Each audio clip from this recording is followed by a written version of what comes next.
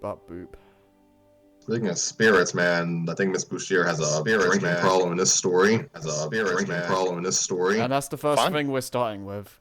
That's the first thing we're starting with. Thanks, Harry. Thanks a lot. Okay, good evening, everyone. This is not Ceasefire Days. Again, we're sorry. What the heck is it? You cannot call in to join your own stream. What the heck does that mean? Whatever. My name is Scrappy Fan 92, and this is Storytime with Scrappy and Friends. With me today are Harry and Raideran. Boop. It's me again. It's your boy. You know what else is here? Sonic Boom, Rise of Lyric. Yay. Which is going to be 10 years old, like 2 months. Good grief. Yeah, pay no mind to the game. It's fine.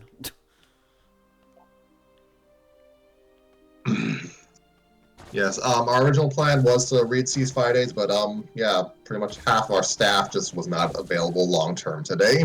Why? There's a...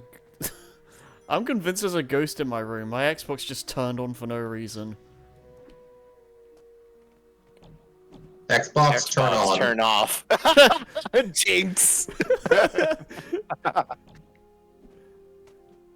Oh gosh, 8th gen was an... Is it an Xbox One or series, like the console? I think it was Xbox One that was... Well, I think it started with the Kinect. Mm. No, I meant, what does Harry have in his room right now? Well, the console that turned on is just a plain old Xbox One. I don't use it anymore, though. Okay, that means I could have... My 8th gen comment would have been apt. Yeah. Okay, so, yeah, we don't have the personnel to read Ceasefire Days. So we're gonna read something that's arguably way harder.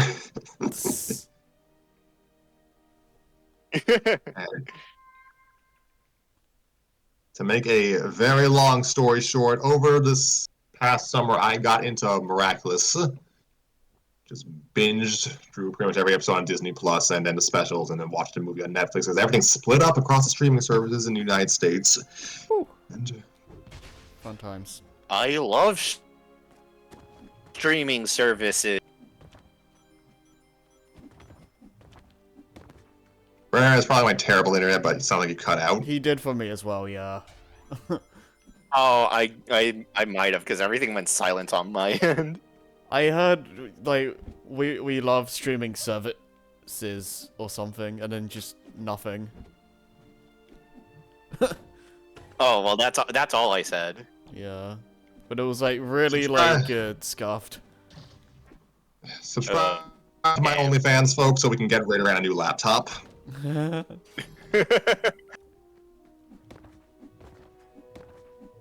So I got into Miraculous this summer.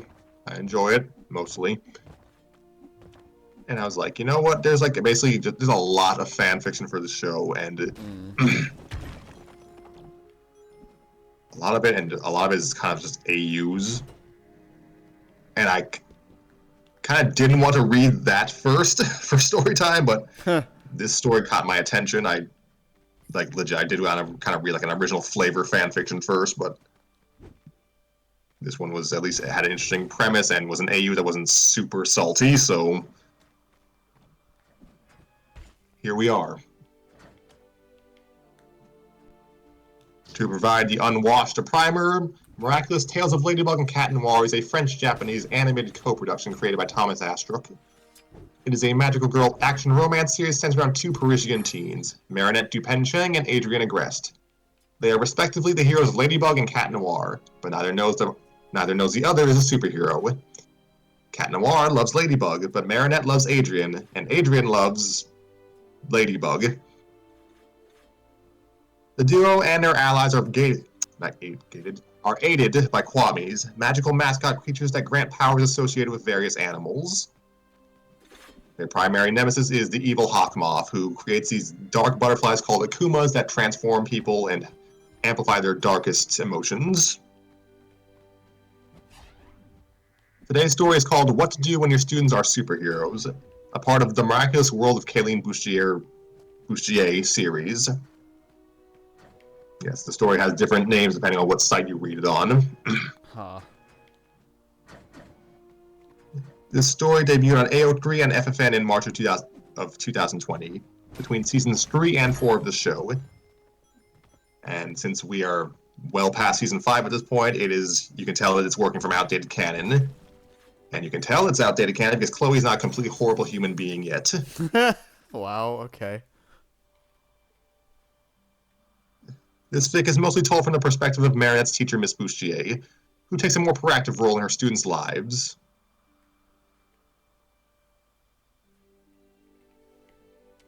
The story is written by Renoken, and is rated T by fanfiction.net's rating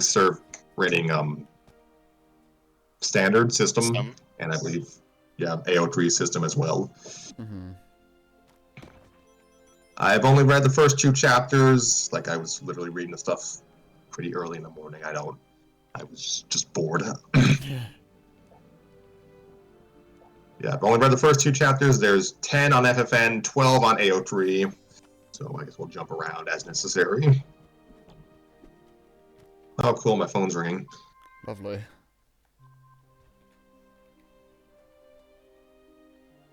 Yes, this story, so far anyways, is not like supremely darker than the show, but more profanity, like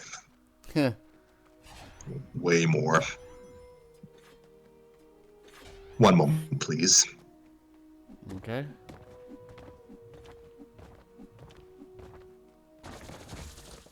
Well, Sonic Boom. Is that Sonic Boomin'? Yeah. Definitely a thing.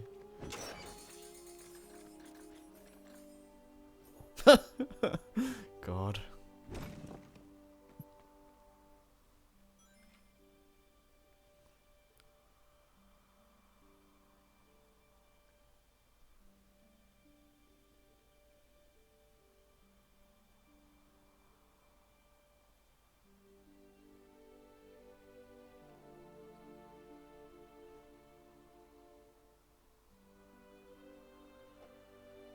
I don't know if this this gets will get me into trouble by saying this, but yeah, this game just makes me think of the great debacle that happened with your account. Oh, what? Because we found Why this game? because we found out of the of what happened like when I was streaming this. And it Oh was yeah, like, I've been yeah. meaning to ask. How did you find out? I Like, think why did you? I think what What happened. spurred you to go to my channel? I think what happened is that I think it was Scoop or Nova that said, Rado's channel just doesn't exist anymore, and I said, I might check that after the stream, but then I just got like curious about it. It's just like, so I just looked it up, and then it's like, yeah, you were just gone, and then that's when I messaged you about it. It's like, you should probably know about this. Yeah. So, like, yeah, it was weird. Knowing that Scoop likes to go into offline chat and just say shit, I would believe it if it's him. I don't know enough Yeah. about Nova. Yeah.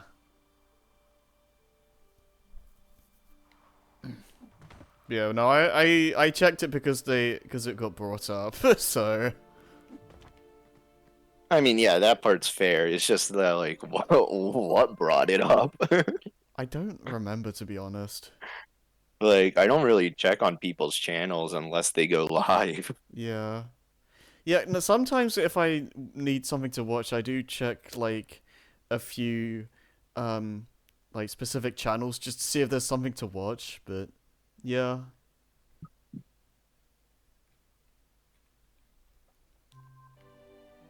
Yeah, I don't really watch a lot of VODs on Twitch. Hmm. Because I'm currently in YouTube VTuber out. I just like the background noise, honestly. Like, to give you an idea, I'm before we started, I was going through one stream, and then I had another one queued up of a VTuber going through all of Sonic Heroes, like just a full playthrough of Sonic Heroes in one stream. What, all 9 4 hours, by the teams? way. All 4 teams and final story, I'm assuming. It's 9 hours long, and you don't Lord. get to 9 hours if you don't do that. Yeah, I mean, if you take 9 hours to beat one story in that game, there's a problem. Yeah, you're literally Aaron from Game Grumps. Yeah. Like, even if you're bad at that game, that'll be an accomplishment. Yeah, it was also titled as an endurance stream, so Okay. it was literally titled 100% endurance, and I'm like, okay, Yeah. this is a full game playthrough. Yeah. Hey, I've seen, like, single stream runs of, like, Ocarina of Time and stuff before, so makes sense. Yeah, I mean, when you know what you're doing, you can beat Ocarina in a stream. Yeah. It just have to be an endurance stream because even still, that takes like an afternoon. Yeah. If I'm Yeah. going for a full completion run, that game usually takes me a little over 10 hours or so.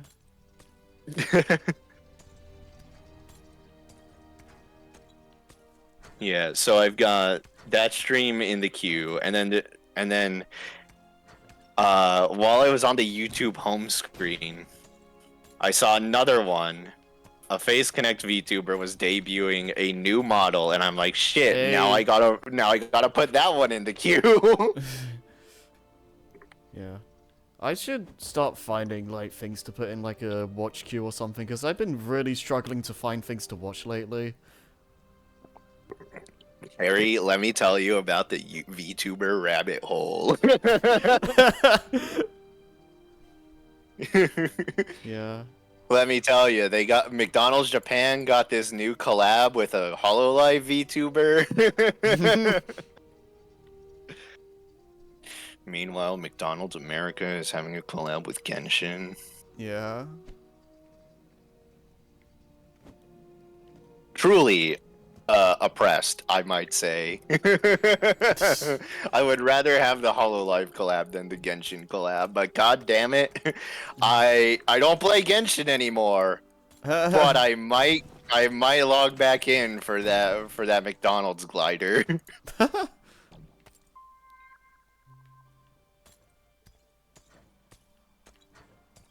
I've wondered about this as well. What happened to the Satori thing? Because I've noticed that didn't show up in your last few streams. So it's kind of tied into my laptop breaking. Ah. To reduce the processor load on my laptop, I've cut the Satori model. No. Yeah. That's like killing a part of yourself. It kind of felt like it, yeah. It doesn't feel like a true Raiderant stream without that. It felt a little empty Yeah. setting it up.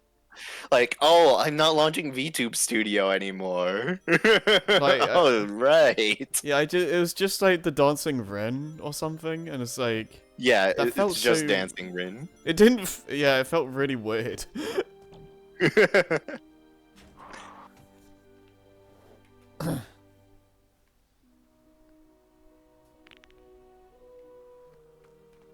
Yeah, but there was, if you remember, there was one stream where I was like, "Oh, my screen's just freaked out." If you remember that, that is why. That's why.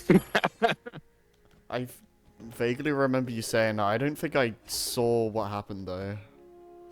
Yeah, it doesn't come across on the stream. But it was like, it was freaking me out. Like, oh god, my computer could explode at any moment. Oh. Yeah. God.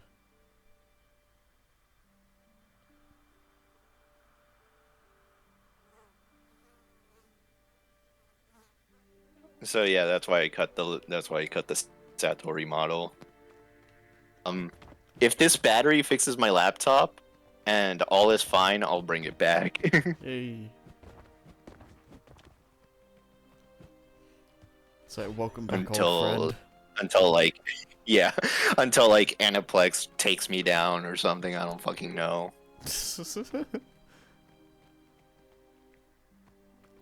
Or until I get an actual VTuber model. Yeah. But with the current state of things, that is not happening until I get myself a job. Yeah, those things are like so expensive. There are good cheap ones you can get for a couple hundred, but that's still a couple hundred. Yeah, if I were to ever do that as well, I'd be very picky with the model. Yeah.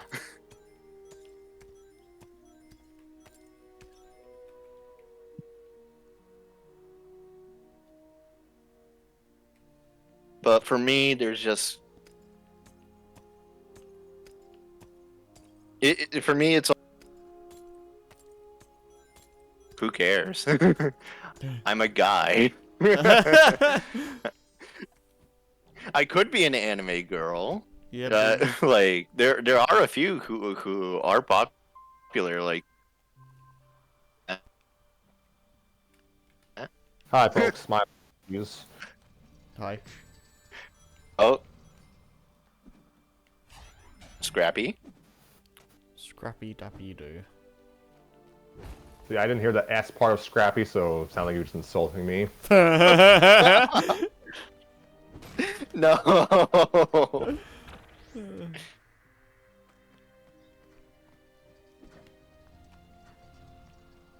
It's like me making a Scooby-Doo anniversary thread and some guy just comes in. You know, we all agree Scrappy's the worst thing that happens to this franchise. It's like, can you please go away?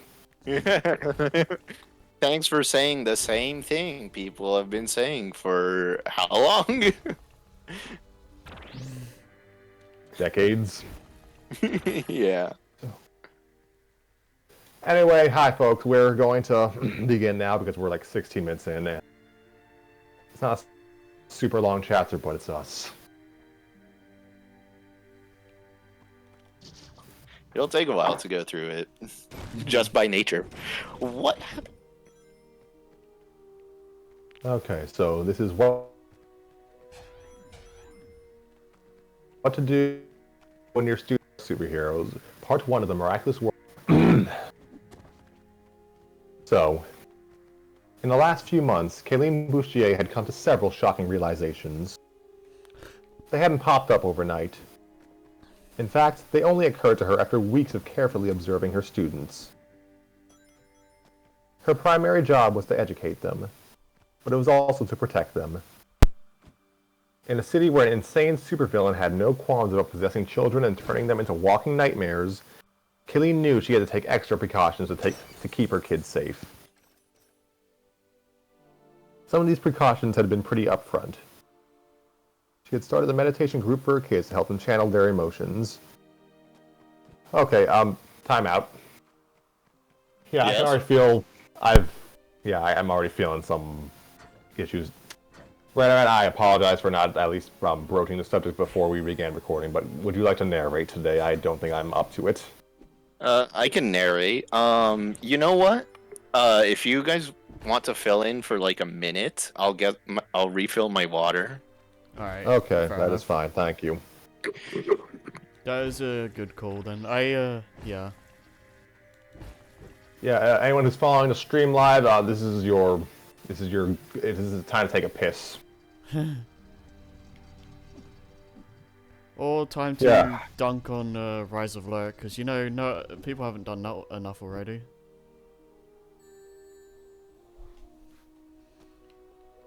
Like, I can't even make a joke about that. Like, what is 3D Sonic is the Scrappy-Doo of video games? You're not wrong. That's a pretty apt comparison, to be honest.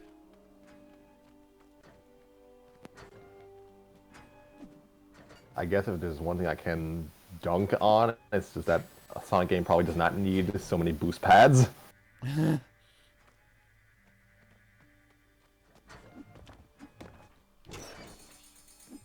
Like, every game has them, but it just looks weird. Yeah.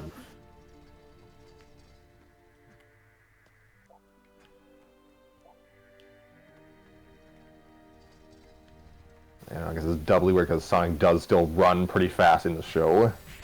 Yeah.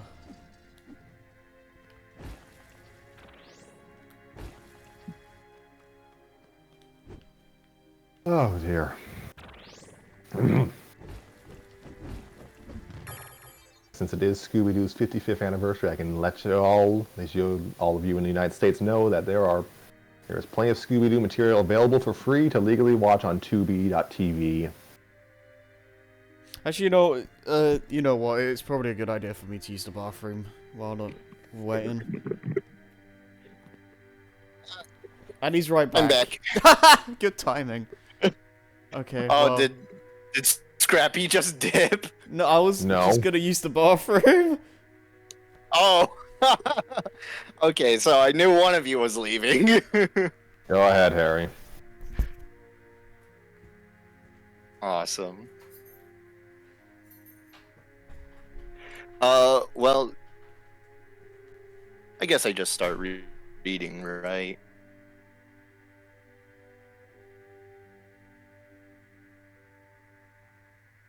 Hello?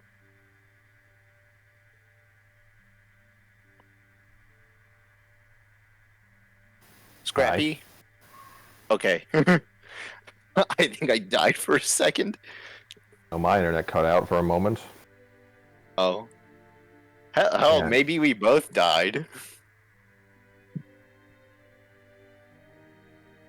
Okay, so Possibly. do you want me to just read now or wait for Harry? I guess we wait for... I guess we could just restart and then at least we'll give Harry some grace time. What I'm noticing is that Harry didn't, the stream title still says Team Fortress 2 Ceasefire Days. Oh, does it? Yeah, maybe I need to refresh the... I'm gonna refresh the page and see what happens.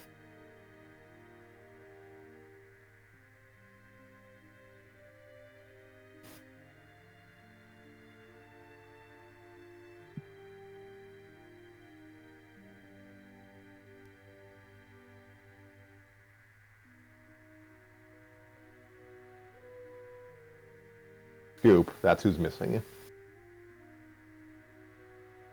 Scoop. Yep. You miss Scoop. You miss Scoop in chat. He was a recurring presence.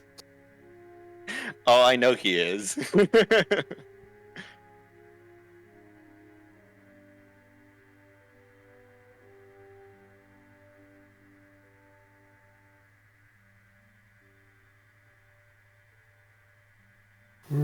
Excuse me.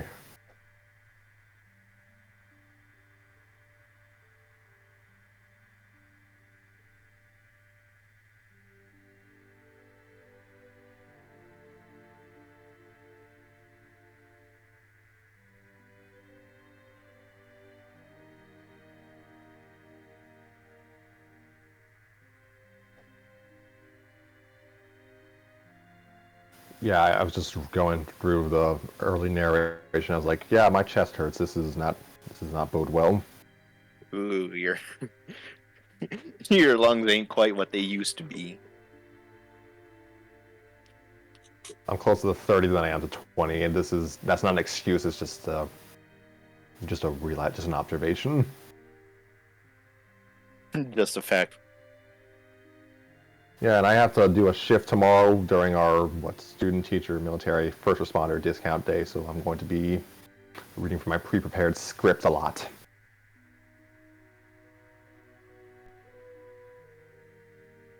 Well, look at you doing something. More than me.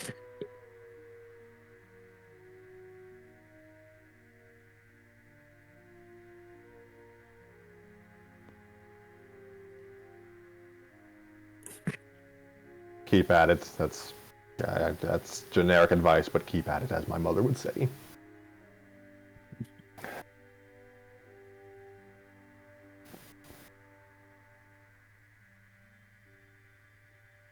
Are you done pissing yet?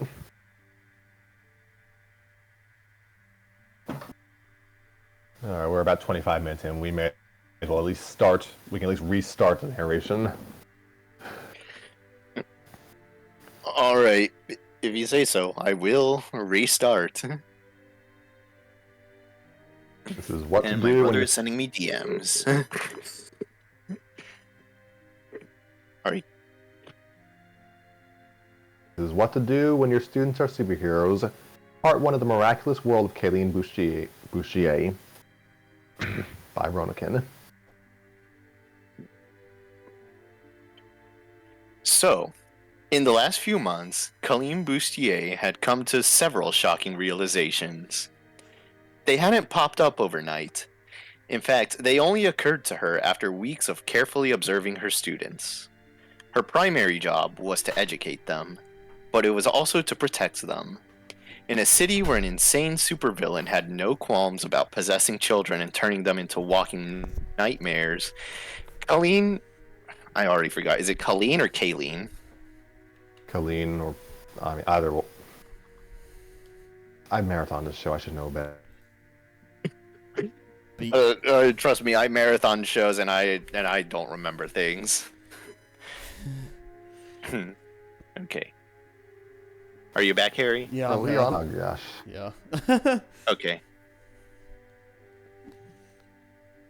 It's gonna... And you would be the one to... Harry would be the neutral party to verify if Raider Rand's internet cut out, so I can't. So I don't know. True, true. Yeah. I don't know. Once more from the top, please. All right, from the top again. Ooh, you got it, boss. So, in the last few months, Caline Bustier had come to several shocking realizations. They hadn't popped up overnight. In fact, they only occurred to her after weeks of carefully observing her students. Her primary job was to educate them, but it was also to protect them. In a city where an insane supervillain had no qualms about possessing children and turning them into walking nightmares, Caline knew she had to take extra precautions to keep her kids safe. Some of these precautions had been pretty upfront. She had started a meditation group for her kids to help them channel their emotions. She worked every day to make sure they always approached each other with a positive attitude. Still, the biggest thing she had done was pay attention and ask questions. Oh, excuse me. How are they feeling? What are they asking?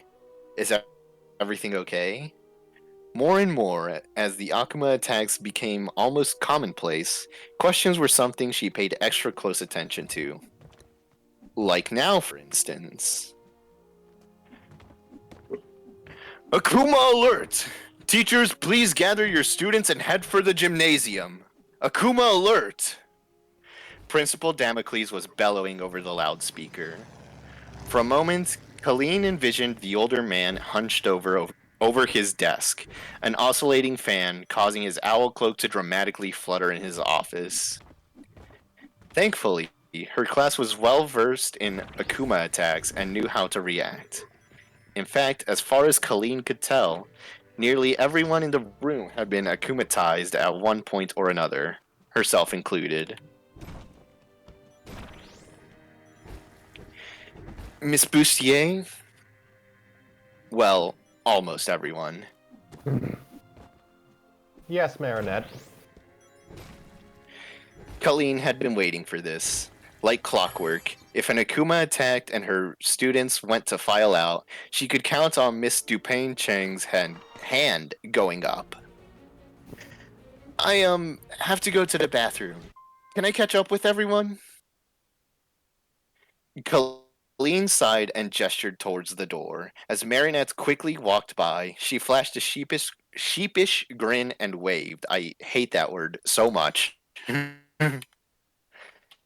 Caline nodded back, and as soon as her student was gone, she opened a spreadsheet on her computer.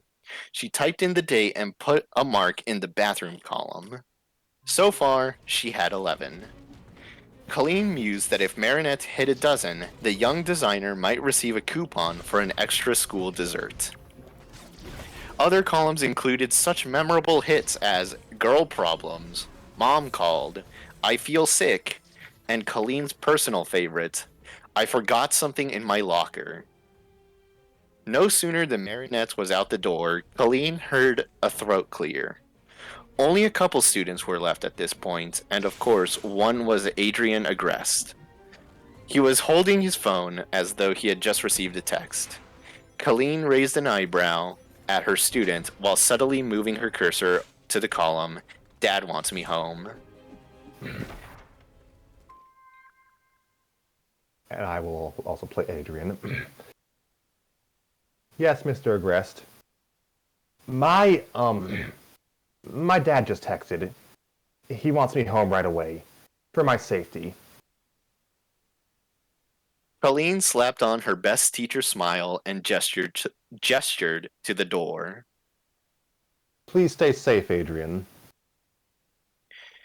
She thought he said thanks as he ran by, but he was going so fast it was hard to tell. A couple things had become clear to Caline as the days and the Akuma attacks rolled by. The first and most painfully obvious was that Marinette Dupin-Cheng was Ladybug. The second was that Adrienne Agreste was Cat Noir. However, the fact that surprised her was that she realized neither of her students knew about the other.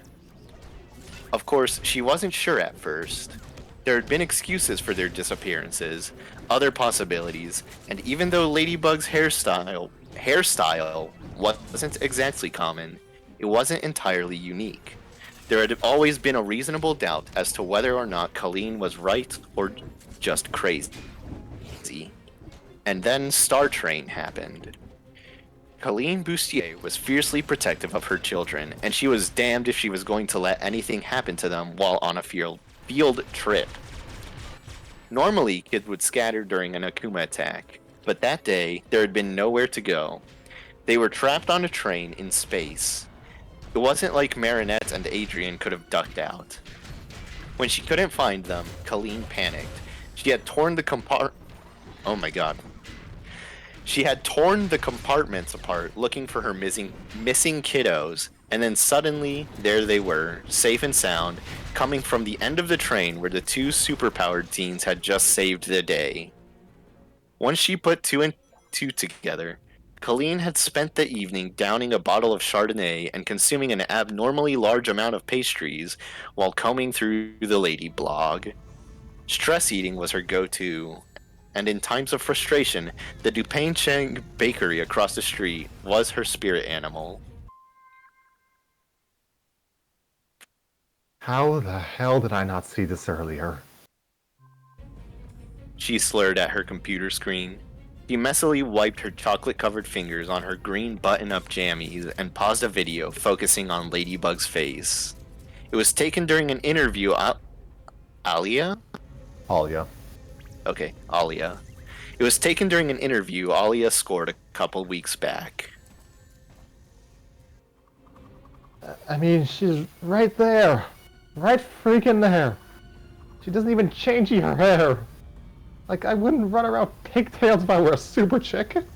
Gee, the hair! I need more.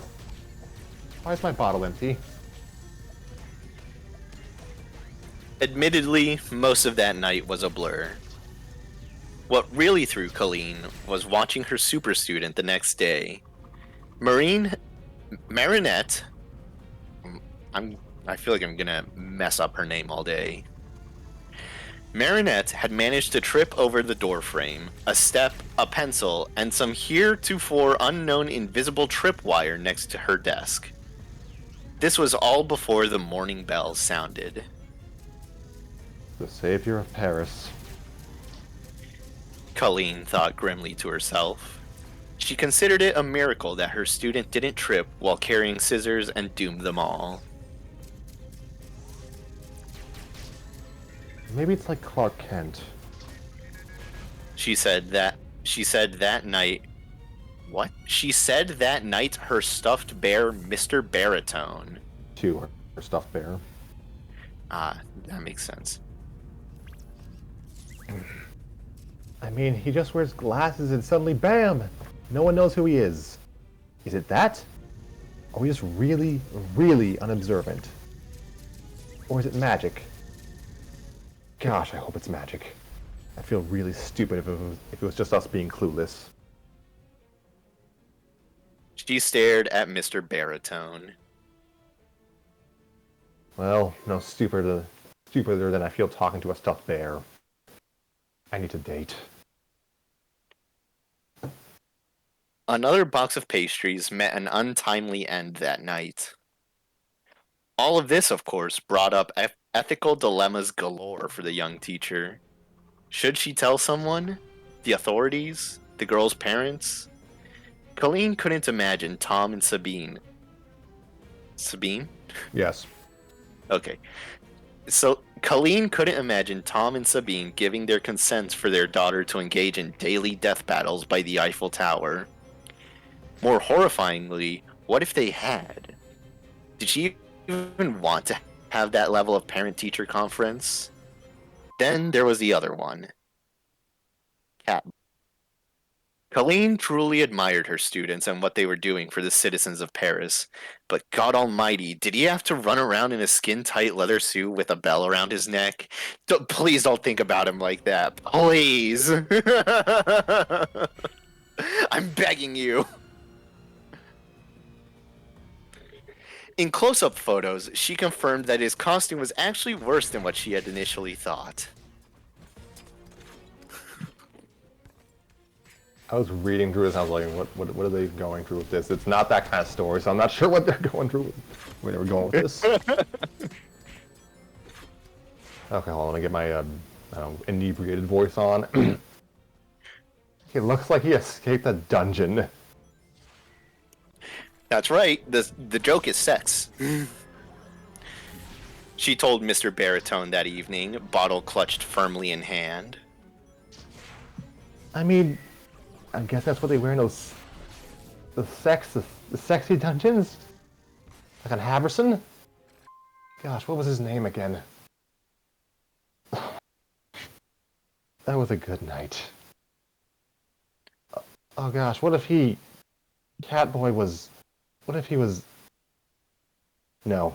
I'm cool. It's cool. That was a long time ago, I think. I wonder if they're still there. Another bottle of Chardonnay was laying to waste. Still, the strangest thing to Caline was that neither one seemed to know about the other. This was deduced through comparing the Ladyblog videos she now watched nightly to what she was seeing play out in front of her. Online, it was obvious that Cat Noir would have jumped Ladybug if she gave him even half a glance, but she never seemed into it. Honestly, it was painful, bordering on hilarious how bad the poor kid had it for his partner. She, on the other hand, was either oblivious or just not into it, which Caline could respect. Her gal had standards. And then there was class. Caline had never kept a spray bottle on hand before, but she was considering it for Marinette. If the girl didn't stop drooling, Caline feared that someone, probably Marinette, would slip in the puddle and break their neck. Seriously, the girl looked at the hapless male model like he was a piece of meat. Which, Caline mused, was exactly the point of modeling. At least the poor kid was good at his job. Still, it blew Caline's mind that they obviously didn't know diddly about one another. Watching them beat around the bush was downright painful, and the attempts of the class to get them together were comical at best and hauntingly reminiscent of her own high school experiences at worst. Maybe this is why I've been drinking so much. Caline thought to herself. In the end, Caline had decided to let sleeping cats and bugs lie and do her own part by pleading blissful ignorance. While the thought of saying something was constantly in her mind, she also remembered a video where Cat Noir had flung a car across the Paris skyline. There was another where Ladybug had ripped a concrete bridge to pieces just by wrapping her yo-yo around it and giving it a tug. Caline cared deeply about her students, but all things considered, these kids could probably take care of themselves. Until they couldn't. Caline had always thought that if anything, a particularly powerful Akuma would be what finally took Ladybug down. Instead, it was the new transfer student from Italy. Marinette, would you please see me in my office after class? Caline asked. She figured this was as good a time as any. Marinette had just been semi-forced to the back of the class by kids that Caline had assumed possessed more common sense than what they were showing. She watched as her favorite student, while tearing up, relocated away from her friends and her partner crush friend. That should probably be partner slash crush slash friend instead of dashes. No, it's like hunter-gatherer. Marinette looked shocked and like she was about to cry, so Caline flashed her warmest smile to let her know she wasn't in trouble. Poor Marinette nodded with a quiver in her lip, but to her credit, she didn't crack. Yes, Miss Bustier, Marinette said in the most dejected tone Caline had ever heard come from the small girl. Nervously, she glanced to the windows to see if a purple butterfly was waiting to come in, but so far, they were in the clear. Caline Bustier's office was located on the second floor at the end of a hall that looked like someone had forgotten to add basic things, like lighting or a decent stairwell. The room was small, but Caline had cozied the holy hell out of it. There were no less than 5 strands of Christmas lights strung around everything, from her tiny cluttered desk to the small window in the corner to the door frame. The walls had posters of her favorite movies. She had a penchant for classic romances, along with a gigantic one featuring the saviors of Paris, Ladybug and Cat Noir. By the door, on a table overflowing with semi-graded assignments, was a hot plate with a green tin kettle. Said kettle was just starting to percolate when a timid knock could be heard from the door. Come in. Caline called out with her friendliest voice.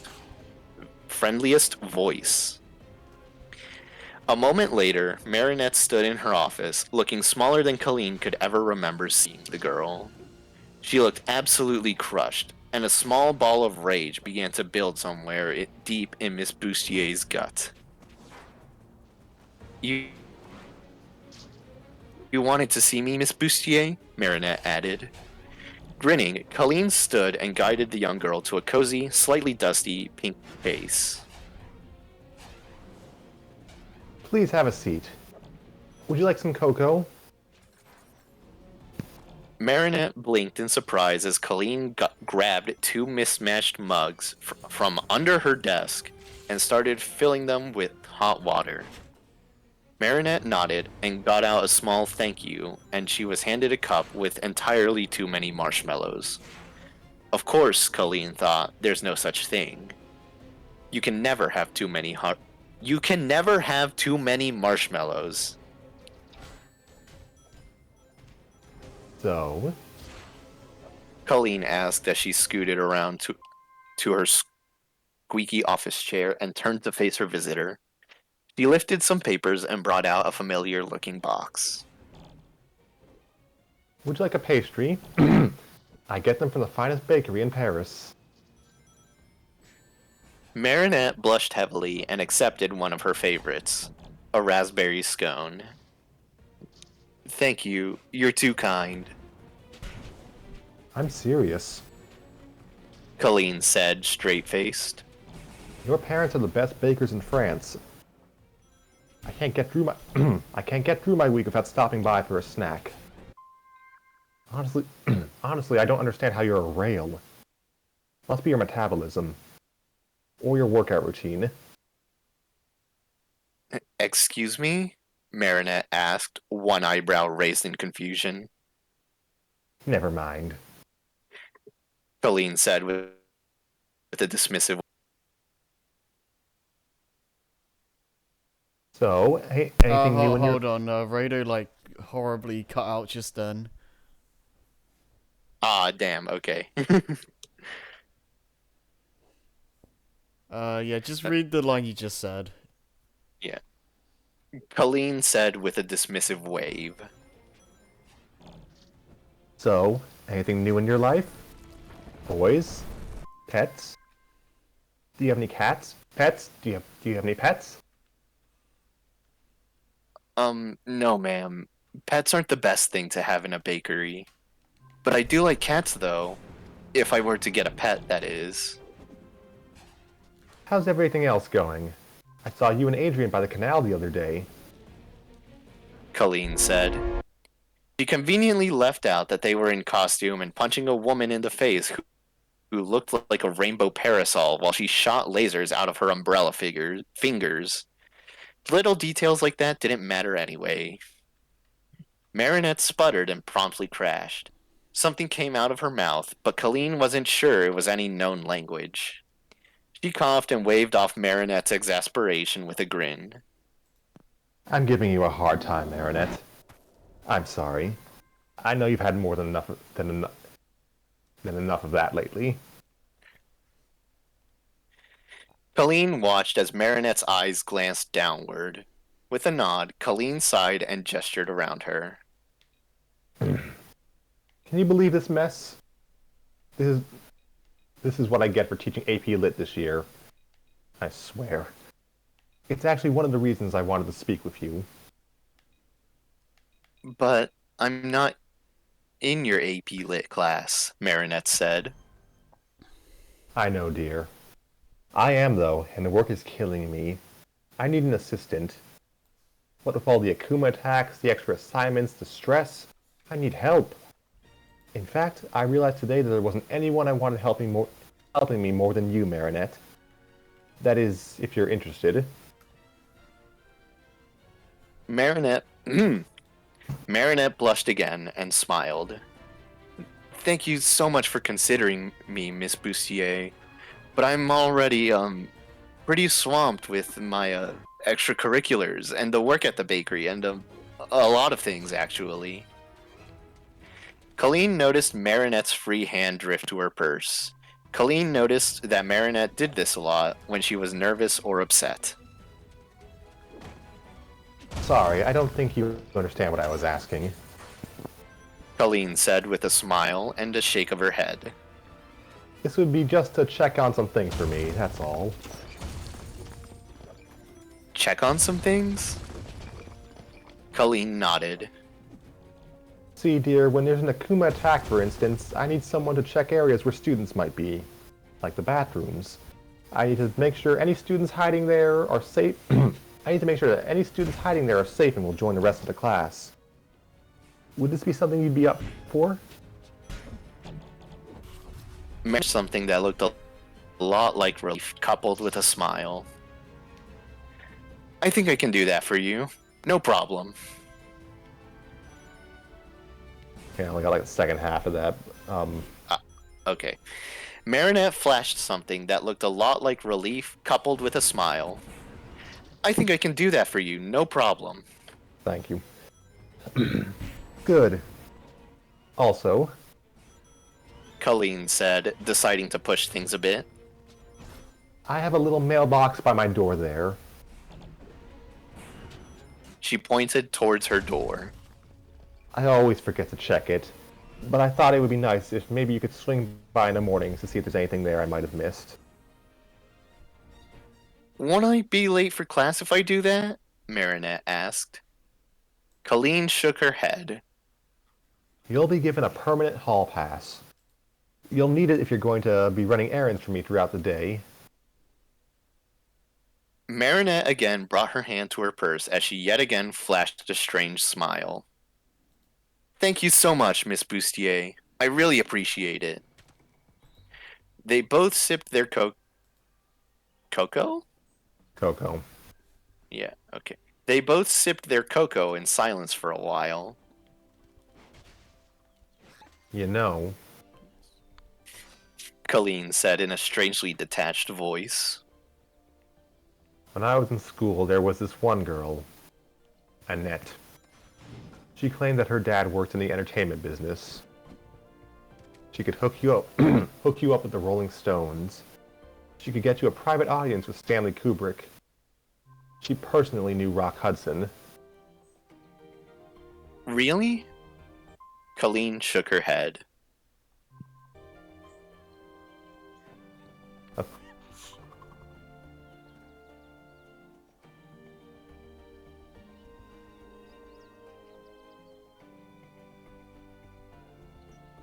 Was that me dying? Of course not.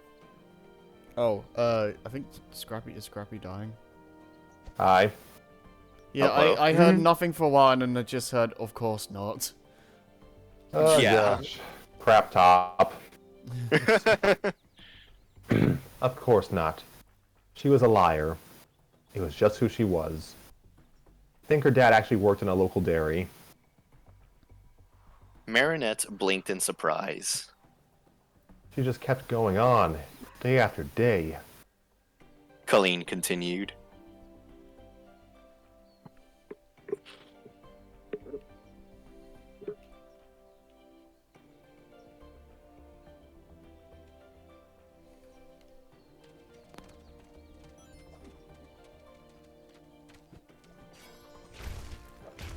I can't tell if it's me or Scrappy.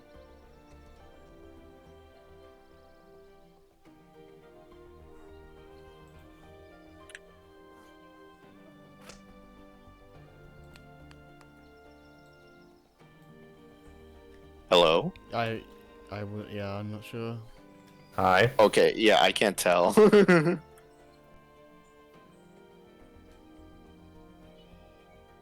So I'm guessing you finished that, what did you do in Marinette's, I guess, description? I didn't even hear you finish. I heard the more outlandish and then dead silence. Yeah. Oh my. Okay. The more outlandish her lies got, the more people around her just kept falling for them. It drove me up the wall, because honestly, how did everyone not see she was full of it? What did you do? Marinette asked. Oh, what did you do? Marinette asked, her voice slightly too eager. I called her out on it. Caline said, matter-of-factly. And? Okay, this is twice. This is twice now that that's popped up. Is Coca a thing, or is it just twice misspelled Coco? How is it I spelled? think it's C-O-C-A twice in the story. but I think it's C-O-C-A. I've never heard that of that spelling. I'm just going to assume it's a typo. Might I'll be. research it on my own time. Yeah. Okay, Caline took a long sip of her cocoa, Yeah, Caline took a long sip of her cocoa. and then my friends all stopped. And then my friends all stopped talking to me. She told them I had attacked her in the washroom out of jealousy. She accused me of spreading rumors about her and trying to discredit her.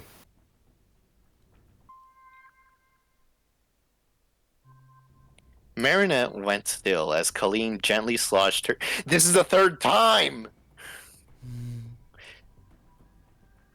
Marinette went still as Caline gently sloshed her cocoa before taking another sip.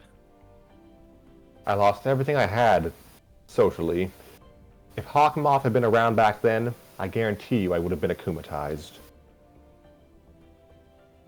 That's awful, Miss Bustier.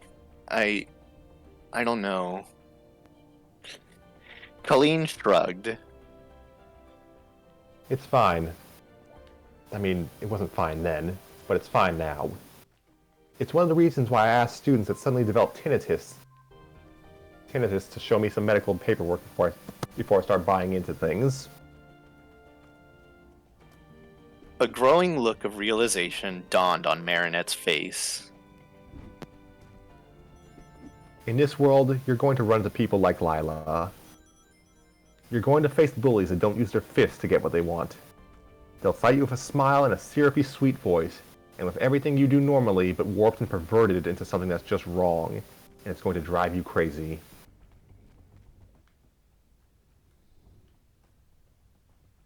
Marinette brought her knee. Marinette brought her knees up to her and clutched her cocoa mug. So, how do you fight them? You fight them by being yourself. Caline said.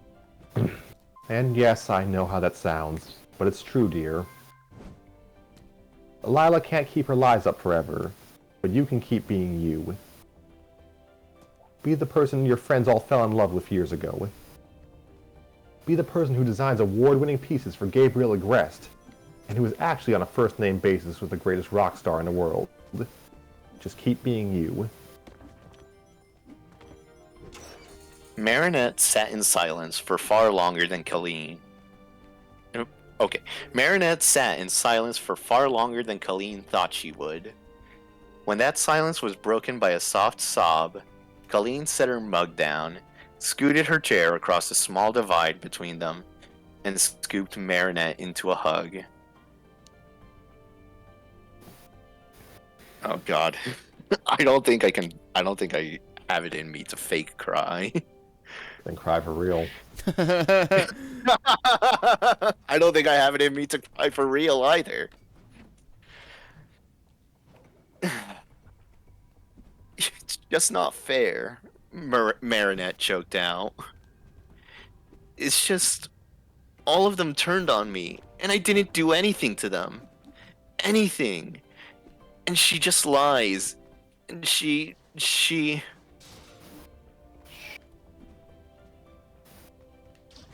Caline said. It's okay. Let it out. My office is pretty airtight, so I don't think we're in danger of an Akuma getting in here. Marinette snorted into Caline's shoulder and continued to weep. I just wish I could call her out, but no one would believe me, Marinette said quietly. And I can't even... Caline suddenly understood. She had been listening to the torrent of lies that had been pouring out of the new girl for the last few days, and honestly couldn't believe how far-fetched they were. She saved a rock star's cat. She was going to stay with a prince. But the one that had stuck out to Caline was the claim that Lila and Ladybug were besties. When she heard that one, Caline had glanced at that moment towards Marinette, whose face said they were anything but. I'm going to ask a big favor of you, Marinette. Is that okay? Marinette nodded, her head still resting against Caline's shoulder. Took a deep breath and for just a moment considered letting things drop. But Caline Bustier had never ever been one to just let a student get hurt without doing something. Let me handle this. Oh no, Marinette said, eyes wide. No, I couldn't do that. Please, Miss Bustier, this isn't your problem, and I... No, I insist. Caline said with a glare. And while I do, please don't do anything stupid. She's baiting you. Don't pick a fight with her in the middle of class. If she gets out of line, I'll step in where I can, okay? And just, please don't put her in the hospital, even if she deserves it.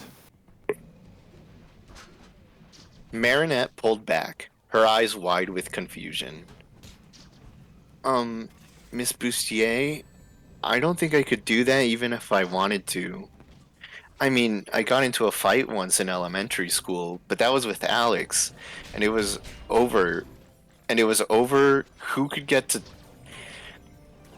Oh my god. It was over who could get to the top of the jungle gym the fastest, and I know she started a little early, but I shouldn't have taken a swing, and... Caline held a hand up to stop her. Sweetie, please. I don't pretend to know how everything works, but I've seen what you can do. I don't understand. Caline shot Marinette a deadpan stare. Behind her, Marinette noticed for the first time that the lady blog was open on Miss Bustier's computer, and that the screen was frozen on a close-up of Ladybug's face. Marinette suddenly went pale. Caline followed Marinette's gaze and chuckled when she saw the computer screen. Laughing, she focused instead on her cocoa. Oh, are you a fan too? I can't blame you. I love her hair, don't you? There was a moment of silence. Caline chose not to notice that Marinette's right eye was twitching. You know what I wish? Caline's voice became softer as she looked Marinette in the eyes. I wish that I wish that I had been given a chance to tell Ladybug thank you for saving my life, and all of my students, over and over again. I owe her the world. She's brave and selfless, and honestly, she's become my absolute hero. I guess in that way, you and her are a lot alike, because you're my hero too, Marinette.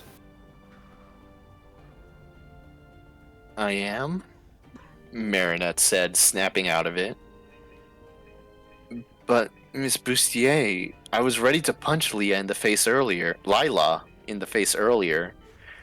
I almost got akumatized. I'm not a hero, ma'am. I'm not. I beg to differ. Caline said. What was it I heard Adrian call you? The everyday ladybug of our lives? Marinette turned crimson and fiddled with her mug before setting it down. Caline continued. My point with all of this, and please understand when I say this that we are officially out of school right now, so I can use language I don't condone, is screw Lila Rossi. Marinette brought her hand up to her mouth to stop a choked snort. Seriously. Caline said with a bit more oomph than Marinette could remember seeing from her teacher in quite a while. Your life is amazing. You have a real gift with fashion. Your parents love you to death. You have a life that's, well, miraculous. Marinette raised an eyebrow, but Caline continued. And all she has is a bunch of tired, empty lies. People like that always self-destruct, Marinette. I promise. Marinette nodded and kept eyeing Miss Bustier, not knowing exactly what to say next. Caline picked up on her nervousness and shrugged it off. So please, don't let that girl get you down. She'll figure out as she gets older exactly how far people are willing to believe her garbage. I mean, can you imagine if I started spewing nonsense like she did? What if I suddenly started telling everyone something outlandish like, say, that one of my students was Ladybug? She keeps hinting at it. She keeps hinting at she knows. Yeah. Oh my god, just say it. But then again, I think, I think this kind of talk just would happen. Yeah. Marinette swallowed and tried to keep up a weak smile. What if you did? I'd be laughed out of a job. Caline said. Seriously, can you believe how ridiculous that would sound? No one would believe me. That's why adults generally don't go around saying silly things like that. No one would believe them, and adults have no time for liars. Do you understand? Marinette slowly nodded. I believe I do. Thank you, Miss Bustier, for everything. Caline took the empty mug from the small table by Marinette and led her to the door. Before leaving, Marinette turned and asked, Miss Bustier, whatever happened with the girl from your class, Annette? Caline grinned as she opened the door. I don't know. And honestly, I don't care. She has no bearing on my life or my happiness, just like Lila won't have any on you. Oh, One more thing. Caline spun back to her desk and grabbed a packet of papers before turning back to Marinette. Your grades have slipped a little. I guess there have been a lot of distractions lately, what with the Akumas and all. Caline said. Here's an extra credit project to get you back on track. Thanks, Miss Bustier, Marinette said. She took the packet and flipped through it before asking. Is this a group project? It's kind of huge. It is. Caline said. But I've condensed it down. Now it just takes 2 people to finish. I'm pairing you with Adrian, as his grades have slipped as well. Do you think you can work with him? Marinette stammered out something that sounded like a yes. It could have also been something out of a dishwasher. Caline wasn't sure. Again, this is the savior of Paris. She thought with a bemused smile. Good luck, and remember, I believe in you. Caline was smiling when she closed the door. She picked up the 2 empty cups to take to the sink in the teacher's lounge, but not before glancing at the poster of Ladybug and Cat Noir on her wall. I believe in you, kiddo. She murmured. With cups in hand, Caline slipped out the door, her work as a teacher finished for the day. Caline arrived early the next morning, preparing her classroom and humming a tune to herself while listening to the podcast from the Lady blog the night before. Apparently, there had been an Akuma attack last night near the Louvre. Something about a disgruntled food truck worker turning into a churro wizard. Honestly, if Caline hadn't been the victim of so many attacks, she would have sworn that Alia, I already forgot again. Alia was making half of her reports up. She watched as her students filed into the room. Most were dragging, as was customary for teenagers, but 2 were looking predictably worse for wear. The bell hadn't rung yet, and Caline was about to excuse Marinette and Adrian to the library to work on their project, and possibly sneak a nap, when a laughing voice perked up from the other side of the room. Okay. Did you see the attack last night? It was so incredible. Still, I can't believe that Ladybug came to see me, even after going through all that. She is such a good friend. Lila was talking to Rose and Sabrina, who were busy hanging on the grinning students' every word. Caline glanced over to Marinette and Adrian to see if they were paying attention, and it turned out indeed they were. Adrian was glaring with a perturbed look, while Marinette was gripping her desk so hard her knuckles were turning white.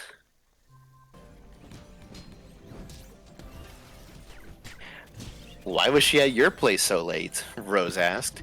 Is everything okay? Were you in danger of being akumatized too? Lila laughed and shook her head. Caline tensed a bit. That laugh was familiar. Everything about the situation was familiar.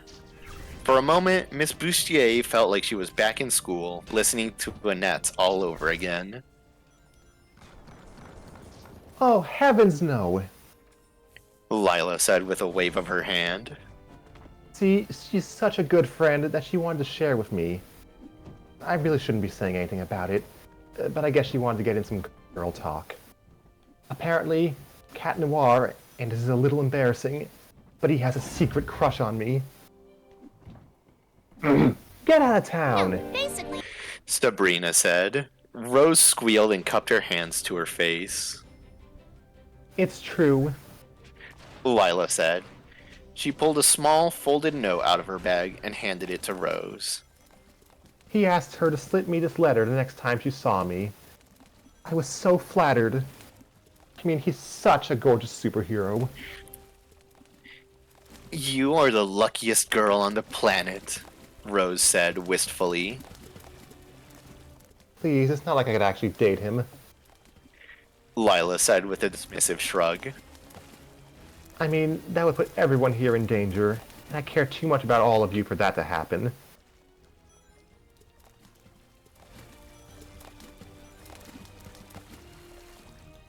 Sabrina and Rose came in for a hug with Lila, while Caline glanced again to the other side of the room. Adrian was staring wide-eyed at Lila, and while she wasn't sure, Caline was pretty positive that the young man had just mouthed, "What the hell?" Marinette, on the other hand, was so tense that she was about to split in two. She had turned a shade of purple that Caline had only seen on computer monitors, and her fingers were actually embedded in her desk. But the girl said nothing. Her glare, though, that could have melted lead. Caline waited until Marinette happened to glance to the front of the room, and their eyes locked. Caline flashed a quick smile and winked. Miss Rosie, Caline said in a voice that dripped casualness. I almost forgot. Please return this form with your mother's signature. She took a paper from her desk and set it in front of Lila. Sure, but what is it? Lila asked while reading the form. It's in relation to your parent-teacher conference. Caline said. I spoke with the principal, and we agreed that your medical conditions and how they're impacting your ability to learn is something that we should all address together. Lila's eyes went wide for the briefest of moments, but she recovered quickly. That may be difficult, Miss Bustier. Lila replied. My mother is a diplomat, you know. She's currently out of the country, and I'm honestly not sure when she'll be returning. I'm so sorry. Lila started to slide the form back to Miss Bustier, who pushed the form right back to Lila. Oh, you don't understand, dear. Caline said as her smile left her eyes. I already confirmed the appointment with your mother, and she's expecting this form. We spoke this morning. Apparently, she's currently in Paris and is more than willing to discuss your recent ailments. In fact, she seemed a bit confused, even alarmed when I brought up recent class activities. It was a very odd conversation, to tell the truth. Lila blanched and crumpled into her seat, stuttering after Miss Bustier. Caline made her way back to the front of the class and noticed that Marinette was busy covering her mouth and either coughing or laughing. Caline couldn't quite tell which. Adrian was a little more composed, but there was still a slight smile on his lips. Good morning, everyone. Let's start the day as we always do, by complimenting each other. She may not have been a superhero. She may not have landed that sweet teaching gig in Manila out of grad school, or that acting gig when she was 19, or even a steady romantic interest. She may have had a cramped office and a closet of an apartment. She may have spent her evenings online with a stuffed bear under one arm and a pastry in hand and nursed a somewhat unhealthy drinking habit when she was stressed. But Caline Bustier knew several things. She knew beyond a shadow of a doubt that Marinette, in or out of costume, was her hero. She knew that she loved the girl and saw so much of her younger self in her that it hurt. She knew that she would never be able to properly repay her or Adrian for the work that he did. Kinda a bit, right, Aran? You could never repay her for what? Okay. She knew that she would never be able to properly repay her or Adrian for the work they did. Thank you. Yep.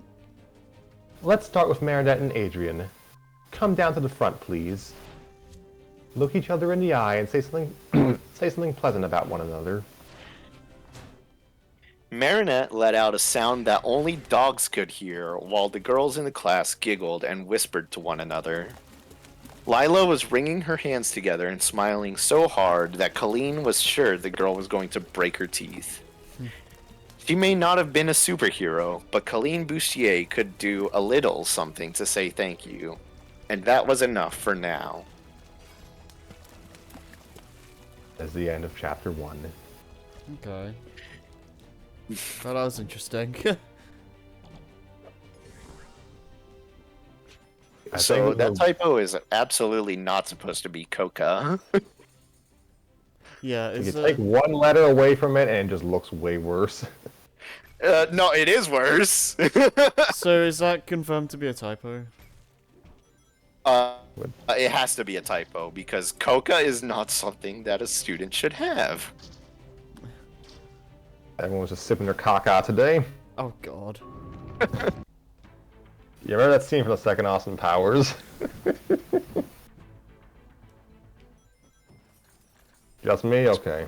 I've never Scrappy, I hate to say this, but I've never watched an Austin Powers movie. Me neither, to be honest. Well, I guess we know what we're doing for movie night next. I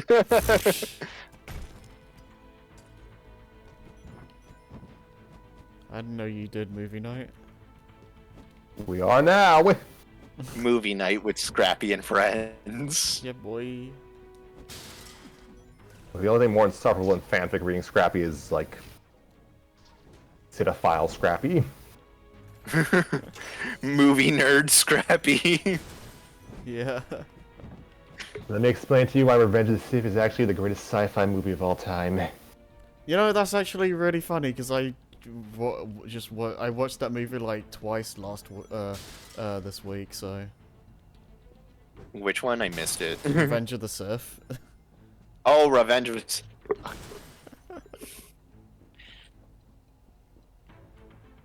Yeah, no, the movie's good.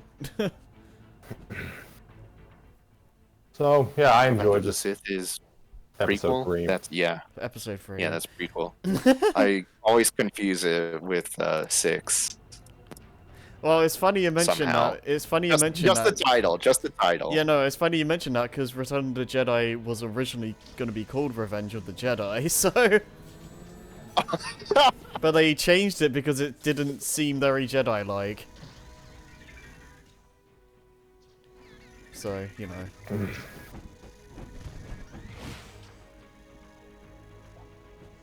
Anyways, Miraculous Ladybug. Yeah, Miraculous that's- Ladybug. Yeah, that's what she says when she's trying to, like, heal the world after all the collateral damage she causes. Yeah. I got... I still, like, at the point where I'm, like, struggling to remember everyone's name and stuff, but I did... I like how this felt very, slice of lifey, I guess. Like, I really liked the scene with the teacher. Like, that was nice.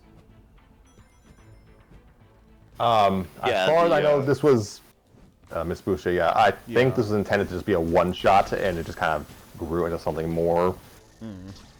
Like, again, I've only read the first 2 chapters. Second chapter is definitely less focused on Miss Boucher and has like actual like superhero action, but it is a character study as well. So I'd like to.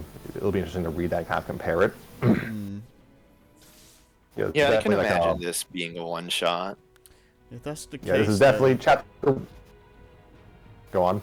So, oh, no, I was gonna say, if that's the case, then I'm interested to see what the author does in the following chapters, then. Yeah, it's based on chapter 2 anyways. Yeah, it's a little, I guess it gets a little more, I guess, on brand, but still more of a character study. Yeah. What was I going to say? Is the I actual enjoy show is the actual show like mainly comedy action kind of thing? Yes, like it's a action romance hero show. Like Right. the romance is heavy, like it's in the theme song. Right, yeah. I know there's like the romance plays a big part and stuff. Yes, The amount of shipping discourse I've seen. Yeah, no, I've vaguely heard about that. Like I don't care enough to delve into it, but I've vaguely heard about that. Excuse me. Oh yeah, I never went too deep into it, but I do remember seeing a lot of Ladybug and Cat Noir. In terms of shipping discourse, I kind of just stay in my own lane. I don't like have the energy to argue about that stuff. I don't engage in shipping. Me, I just watch media.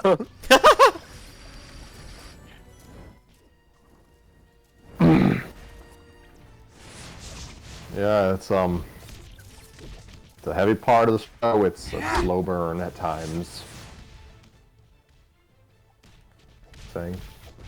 So this chapter was just just kind of a lower deck slice of life thing, just kind of giving a bit of spotlight on a character who doesn't get that much focus in the story, because yeah. The That's teacher, about all I yeah. can say. Yeah, she doesn't get.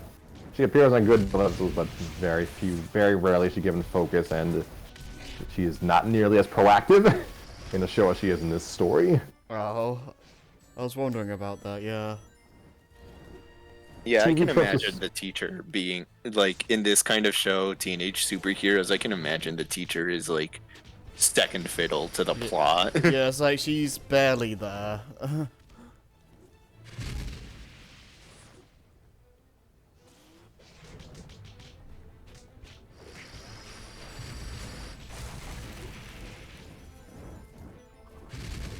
You know, yeah, I thought it was cool. So yeah, we all agree Scrappy Fan 92 is the coolest guy on this show. We're glad we came to that consensus. Sure, yeah, sure, we'll go with that. We can settle on that, yeah. Yeah. I hate my internet, so The Scrappy's internet is like the coolest guy of the show. Truly not the MVP. Yeah. like my internet is the Chloe Bourgeois of this show.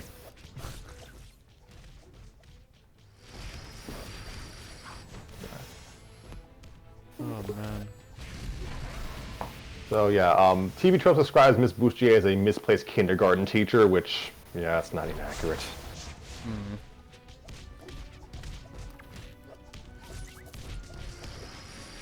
This story's Miss Bustier, yeah, definitely takes a more vested interest in her students' well-being. A very vested interest. Given that she's browsing the blog at night and drinking. Yeah. Is where it's not like the lady blog is what Alia runs. That's just that's basically the closest thing they have to an in-universe wiki for the information about Ladybug and Cat Noir. It's the Tumblr page. Yeah.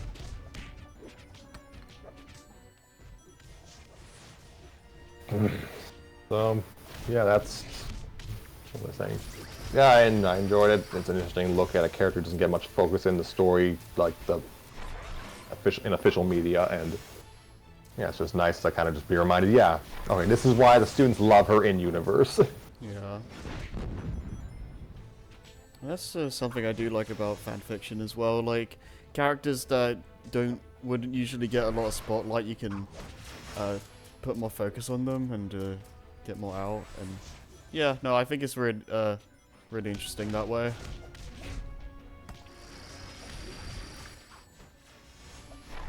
Yeah, it was excuse me. Yeah, it's just a nice change of pace from most stories, which tend to just really emphasize how kind of hapless Miss Bustier is.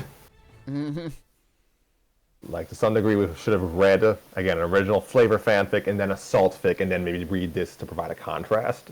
Yeah. There's a ton of salt fics about Miraculous.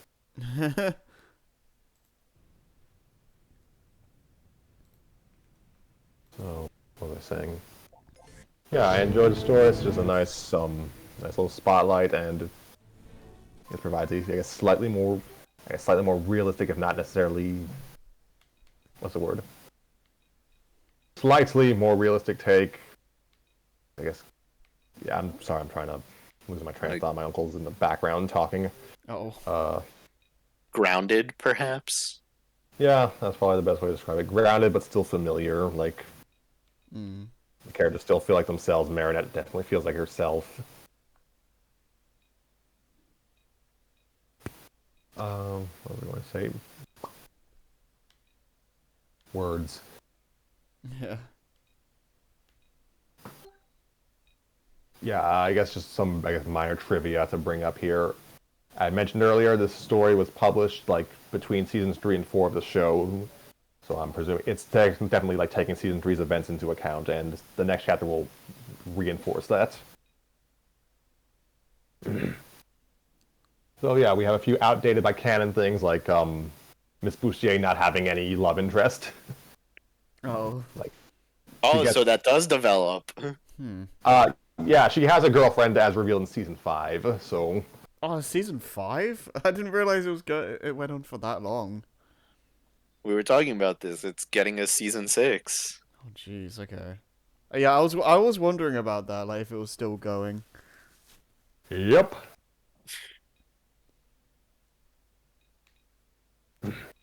The 4th special should be airing probably this month or next month, actually.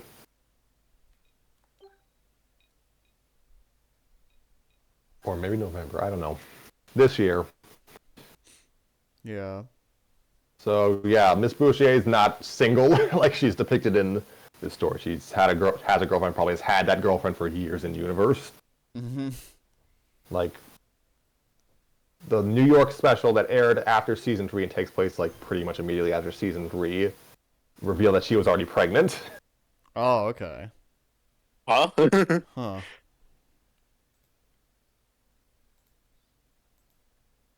So yeah, that's what happened. That's just the nature of when you write stories, write fan fiction for an ongoing serialized narrative.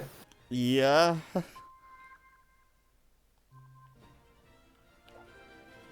And yeah, we'll definitely see more, I guess, things outdated by canon in the next chapter as well. Yeah, that's the nature of these things, I guess. Yeah, but it's no skin off my nose. This is clearly an AU. Yeah. You just take it as a branching timeline.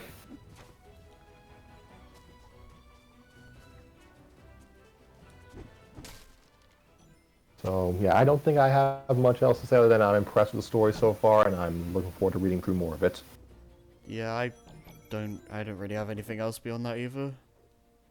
Thank you, Raideran, for narrating this, because I did not have the lung capacity for it. Short notice, but I'm always ready. Yeah. And I'm gonna apologize for anyone who are watching through this, because every time this game goes through a cutscene, it puts the volume at max. So if anyone got like jump scared, I'm sorry. Wow, that's a cool feature. Oh, I guess I mentioned this earlier, but I don't think you were here in the call at the time. Harry, the video stream is still labeled as Team Fortress 2 Ceasefire Days. It should be. Okay, I'm gonna have to remember to change the name on the what is it when it gets uploaded, because I think I might have just forgotten to like confirm to change the stream info, because I did change the title on OBS. Oh well. Okay, now I see Miraculous Ladybug. Okay. Yeah, I just forgot to press the button. Whatever. Yep, Miraculous. Didn't press the button. Miraculous Ladybug, that's definitely what we're reading. Just the entire narrative. Yeah. No. We are reading the script to Miraculous. Here we go. Episode 1, Scene 1. In the Yeah. daytime, I'm Marinette. We're just I reading the opening narration. entire script of like all the seasons. I already forgot the opening narration. In the daytime, I'm Marinette. That's me. You're probably wondering how I got here. I mean, that's kind of how season one's. That's how season 1 actually is. It didn't start with the origin episodes. They didn't air that till at the end of the season. The classic in media res. Yeah, first episode's basically just a monster of the day episode, when it's pretty good. Like, legitimately, Miraculous excels in, like, I could say monster designs, but villain designs. Mm. I can't say I've seen them. Yeah, no, I'm a fan of Yeah. stormy weather. It is a cool visual. I don't like it in real life, but...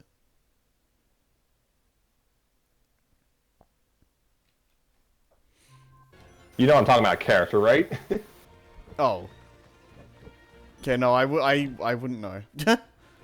The first episode and the villain of that episode is named Stormy Weather.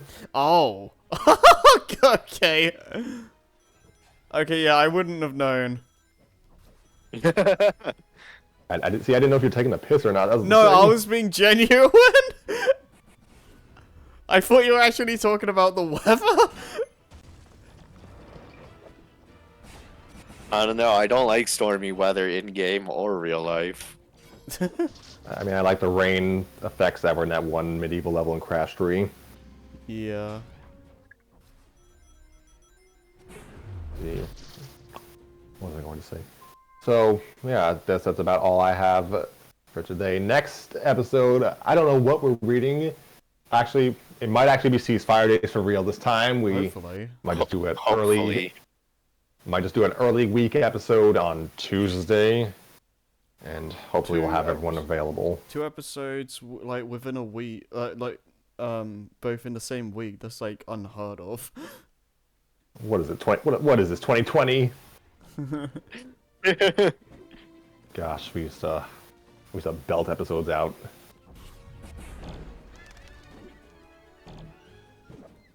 Belt episodes out almost as fast as Capcom used to belt out Mega Man games. Capcom used to make Mega Man games?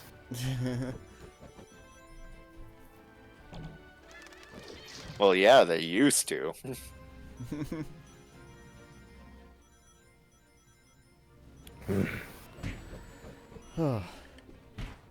Okay, so that's about all I have for that, I guess. We'll probably read Ceasefire Days next episode, and if not, I guess we'll continue with this and hopefully have additional actors, because I don't think I have it in me to voice like a half dozen teenage girls. Yeah, how many main characters, I guess, are in this series? Well, main characters are Marinette and Adrian, but they pretty much wind up recruiting most of their classmates eventually, so... I see. I'm trying to remember how many people are in Miss Bustier's class. Like, it's a pretty small class, but it's still a lot for like a handful of actors to voice. Yeah. I also see this, like, apparently the fic is complete, so that's nice. It's nice to have that as well. Yeah, I went through the completed fic subpage of Miraculous's TV tropes page. Oh yeah. So that's saved me some grief at least. So yeah, we'll read Ceasefire Days next episode, and if not, we'll probably read more of this. And yes, there's a character who I would be kind of interested in voicing, but I'm not sure if I have the lungs for voicing her anymore. Well, hopefully I won't feel my voice give out by the end of it next time. Yeah. You know, it'd be fun if we got married to do some voices here. Wouldn't that be something? Maybe I'll ask. Okay, before we sign off, I'm just going to get my Discord thing ready so we can play the next promo from Miss Lana Rose. Oh, okay.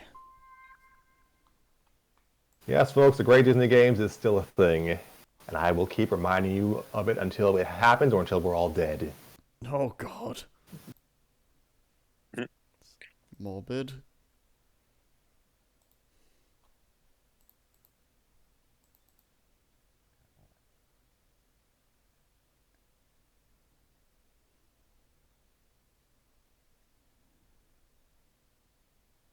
Right? Okay, you've got it up? Okay.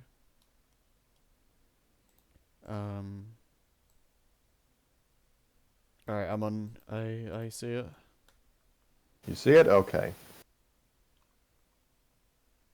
This is the second promo from Miss Lana Rose for the Great Disney Games.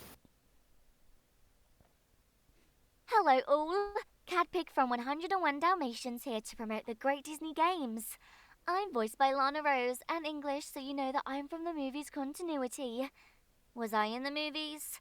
Whatever, I'm in the story taking my place on the Mickey Marauders. Mickey Mouseketeers. Mickey Mantles.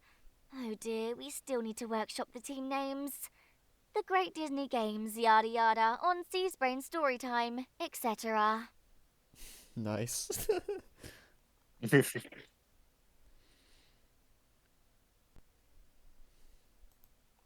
Again, thanks to Miss Lana for that. Did you give her that to read, or was that her own line? So I provided the dialogue. I provided Okay. dialogue for all the promo lines. And Okay. that's the last one I received, so until I get another, that's probably the last one we hear for a while. Okay. I was wondering if you're gonna have promos for like the other guests. I mean, I gave them the document to read from. It's just a matter of them recording. I'll have to check in on them. Oh, fair. Oh, excuse me. Fair enough.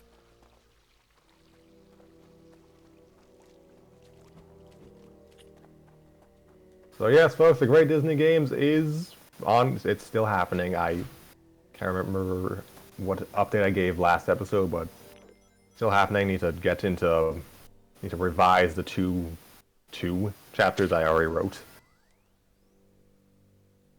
It's getting there, folks.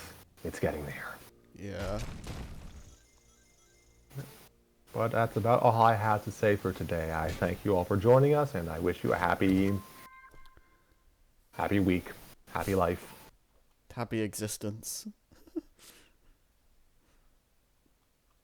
Always remember, happy day. Yay. Yeah, that's a good way to end.